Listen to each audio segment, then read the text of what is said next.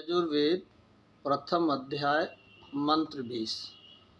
इसको मैं प्रारंभ करूं उससे पूर्व एक निवेदन करना चाहता हूं कि मेरे इस चैनल को आप सब्सक्राइब कर दें और लाइक कर दें और इसी तरह से मेरे प्रयास को आप स्वीकार करते हुए आप उत्साहवर्धन मेरा निरंतर करते रहें, ऐसी प्रार्थना मैं आपसे करता हूं।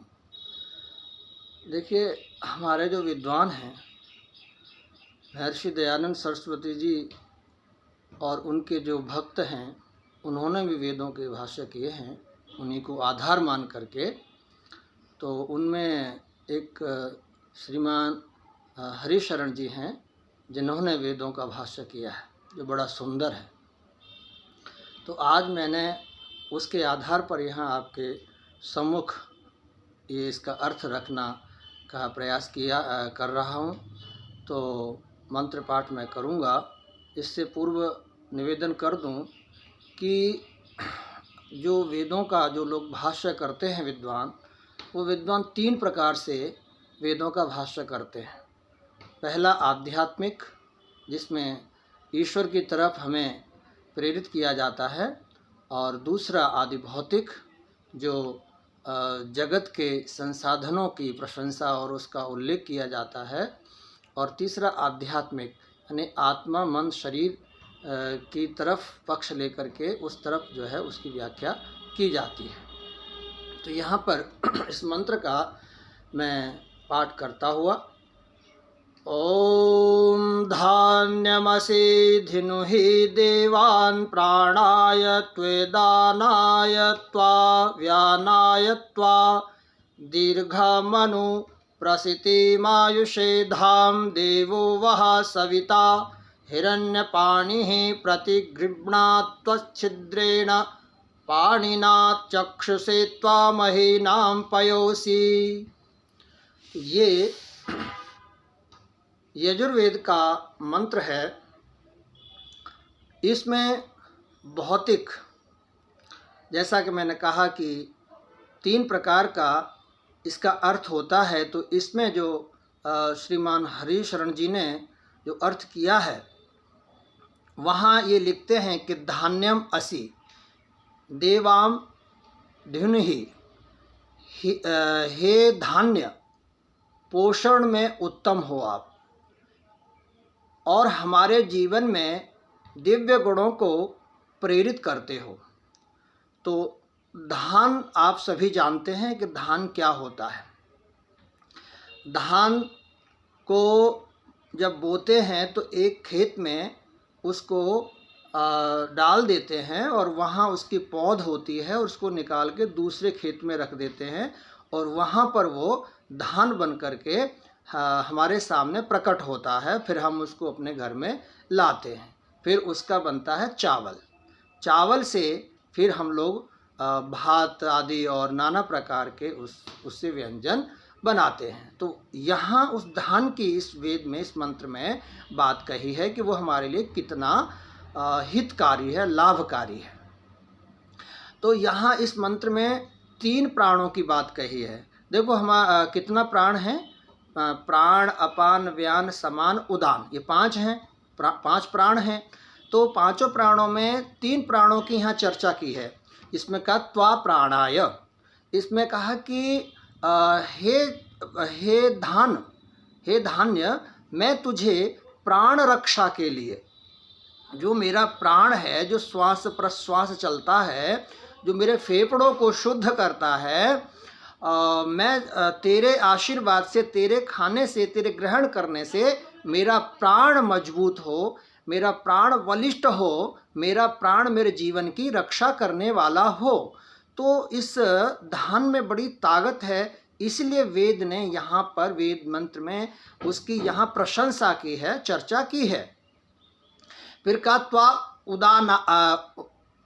उदानाय, तो उदानाय, उदान वायु के ठीक कार्य करने के लिए उसे स्वीकार करता हूँ। तो उदान वायु जो है वो गले के पास है, कंठ के पास है। तो उदान वायु बोलने की क्षमता रखता है। तो वहाँ भी इस धान्य को ग्रहण करने से, खाने से शरीर में उदान वायु बलिष्ठ होता है।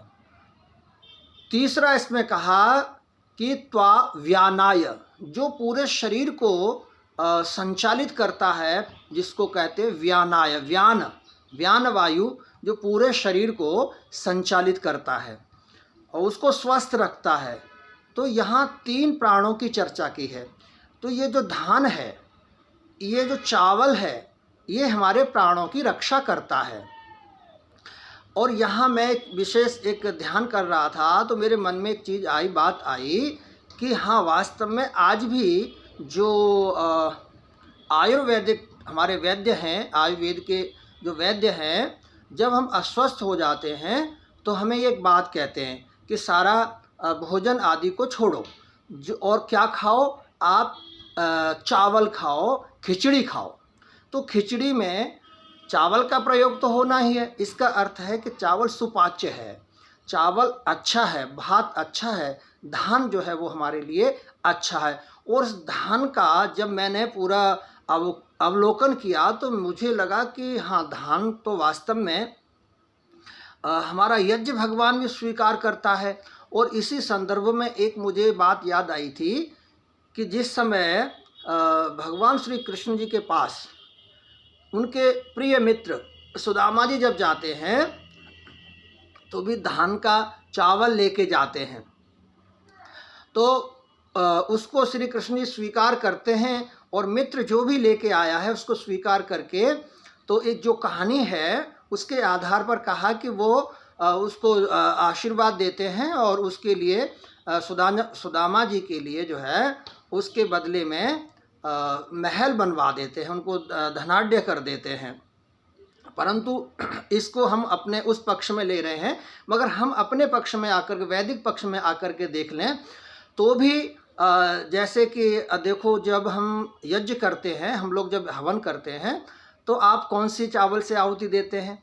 जो धान से बना हुआ, धान से बना हुआ जो चावल है, भात है, तो उससे हम कौन सी आहुति देते हैं? स्विष्टकृत आहुति। देखो कितना बड़ा विधान है धान का, कि उसमें जो प्रायश्चित आहुति है, जो जीवन का जो कोई त्रुटि हो गई है अनजाने में, उसके प्रायश्चित के लिए, उसके माफ़ी के लिए ऋषियों ने विधान दे दिया कि भात की आहुति आप दे दो, चावल की, धान की आहुति आप दे दो, तो हमें क्षमा प्रार्थी हो जाएंगे जो अनजाने में कुछ त्रुटि हो गई है। और उसी से हम लोग 10 आहुतियाँ देते हैं। तो ये तो यज्ञ भगवान को भी प्रिय है।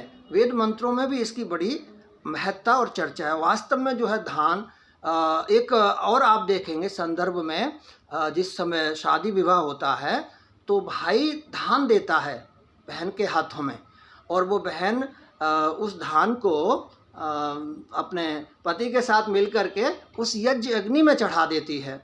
तो इससे यही है कि वो अपनी खुशियों के लिए, प्रसन्नता के लिए धान को यज्ञ भगवान को दे रही है, ताकि उसका गृहस्थ जीवन बहुत अच्छा हो जाए। तो धान की अगर बात की जाए तो धान तो हमारे जीवन में बड़ा शुभ है, मंगलकारी है, सुपाच्य है, स्वास्थ्यवर्धक है और बुद्धिवर्धक है। ये हमारे प्राणों की रक्षा करता है, उदान की रक्षा करता है, जैसा कि 3 इसमें प्राणों की चर्चा इसमें आई है। तो इस मंत्र के आधार पर हम ये कह सकते हैं कि हम धान का, चावल का प्रयोग करें तो निश्चित है कि हमारा स्वास्थ्य अच्छा होगा। तो ये इसमें विशेषता की है, विस्तृत न जाता हुआ कहा कि अत्यंत विस्तृत शतवर्ष गामिनी। ये जो धान है, ये जो चावल भात है, ये शतवर्ष यानी इसका प्रयोग करने से हम स्वस्थ रहते हुए 100 वर्ष की अवस्था को प्राप्त करने वाले हो जाते हैं, और संतति का लक्ष्य करके, और ये हमारे अंदर संतति उत्पन्न करने का सामर्थ्य भी देता है। और इस मंत्र के आधार पर कहा, आयुष धाम उत्तम कर्ममय जीवन के लिए मैं तुझे ग्रहण करता हूँ।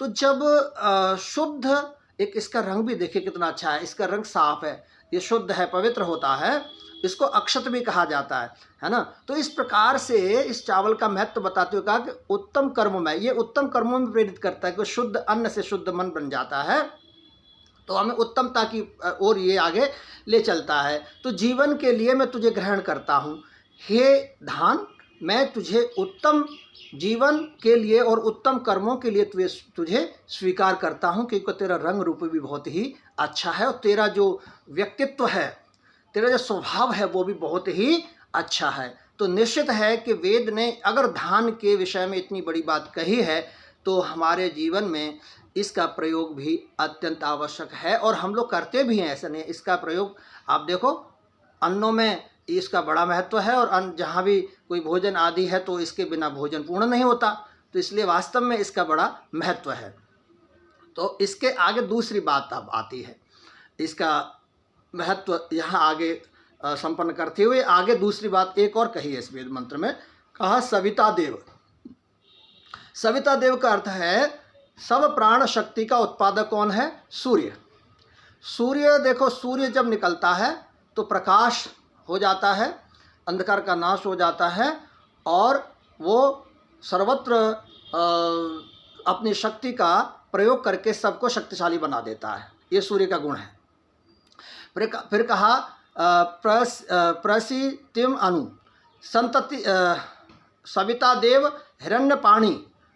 इसमें कहा कि अपने किरण रूपी हाथों में प्राण शक्ति प्रद तत्वों को लिए हुए तुम्हें अपने निर्दोष किरण रूप हाथों से ग्रहण करें। यहाँ पर आप देखिए कि जो मंत्र कह रहा है कि सूर्य भगवान जो है, जो सविता देव है, जो प्राण शक्ति का देने वाला है, वो अपने हाथों से, यानी उसके हाथ पाणी, यहाँ कहा कि उसकी जो किरणें हैं वो उसके हाथ हैं और वो जब ये धरती पर आ जाता है और सर्वत्र व्यापक होता है तो वो क्या करता है? शुद्ध कर देता है। देखो जब गंदगी पड़ी हो और सूर्य की किरणें निकल जाएं, अच्छे से आ जाएं, तो ऐसे साफ कर देती है जैसे माता हमें, जब बच्चे हैं तो हमें रगड़ के साबुन लगा के स्वच्छ कर देती है, पवित्र कर देती है, और हमारे जो वस्त्र हैं वो भी धो करके स्वच्छ कर देती है, पवित्र कर देती है। तो जैसे माता अपने हाथों से हमें और हमारे वस्त्रों को शुद्ध कर देती है, ऐसे ही सूर्य की किरणें भी हमारे वातावरण को शुद्ध और पवित्र कर देती हैं। कहीं कीचड़ पड़ा हो, बदबू आ रही हो और बढ़िया से धूप निकल आए, सूर्य की किरणें आ जाएं तो उसको सब गायब कर देती हैं, वहाँ दुर्गंध को दूर हटा देती हैं। जहाँ पर सूर्य की किरण नहीं आती वहाँ बदबू आना शुरू हो जाती है, दुर्गंध आना शुरू हो जाती है। तो सूर्य की किरणें क्या हैं? वो प्राण शक्ति को देने वाली हैं, वो शुद्धता को देने वाली हैं, वो हमारे दोषों को दूर करने वाली हैं, निर्दोष हैं, वो स्वयं तो निर्दोष हैं और हमारे दोषों को भी दूर कर देती हैं। त्वा चक्षु से, हे सूर्य देव, तुझे दृष्टि शक्ति के लिए उसकी वृद्धि के लिए स्वीकार करता हूँ। यहाँ सूर्य के लिए, हम सूर्य को देखो, सूर्य का दर्शन होता है, लोग कहते थे सुबह उठो सूर्य का दर्शन करो, इससे आँखों की शक्ति बढ़ती है। और इसमें कहा जो सूर्य का दर्शन, सूर्य चिकित्सा, सूर्य चिकित्सा की बात भी हमारे आध्यात्म सुधा के मंत्रों में आती है, वेदों में आती है कि सूर्य स्नान, सूर्य के स्नान से विटामिन डी और शरीर स्वस्थ होता है। और आप देखें कि जब छोटे बच्चों को, जो बच्चे पैदा होते हैं उनको कोई पीलिया आदि कुछ ऐसा रोग हो जाता है तो उनको सूर्य का दर्शन कराया जाता है, या उनके लिए वैसी एक मशीन होती है उसमें उनको लिटा के उनको स्वास्थ्य लाभ दिया जाता है। तो वो भी एक प्रकार से कहें कि सूर्य दर्शन है। तो सूर्य क्या है? हमारा वैद्य भी है, वो हमारी चिकित्सा भी करता है, वो शरीर को स्वस्थ रखता है।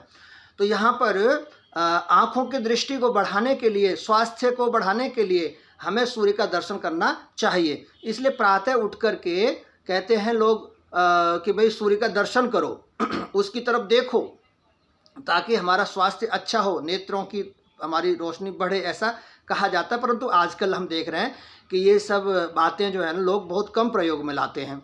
तो मही नाम पया, आगे का मही नाम पया, इसका अर्थ है पूजनीय उत्तम मनुष्य को महान बनाने वाली शक्तियों का तू वर्धन करने वाला है। सूर्य को कहा ये बात, हे सूर्य भगवान, तू हमारी उत्तम शक्तियों को बढ़ाता है। जो हमारे अंदर शक्तियां हैं, यानी हम अगर तेरा दर्शन करते हैं तो हमारे अंदर ऊर्जा आती है और हम कर्मशील बन जाते हैं। तो यहाँ पर इस मंत्र के अंदर भौतिक अर्थ करते हुए यहाँ सूर्य का और धान का, इन दोनों का बड़ा महत्व बताया है कि हमारे जीवन में कितना बड़ा महत्व है इन सूर्य और धान का। तो क्योंकि बहुत विस्तार से चलने पर ये अधिक बड़ा हो जाता है वीडियो, तो मैं इसको यहीं सूक्ष्मता के साथ में रखता हुआ यही कहना चाहता हूँ कि सूर्य स्नान, सूर्य दर्शन और सूर्य चिकित्सा, जिससे हमारे अंदर विटामिन आते हैं, तो इस प्रकार से हम स्वस्थ होते हैं। तो धान और सूर्य ये दोनों ही हमारे जीवन में प्राण देने वाले हैं, शक्ति देने वाले हैं, ऊर्जा देने वाले हैं, शुद्धि देने वाले हैं, पवित्रता देने वाले हैं। इस वेद मंत्र की ये व्याख्या है। धन्यवाद।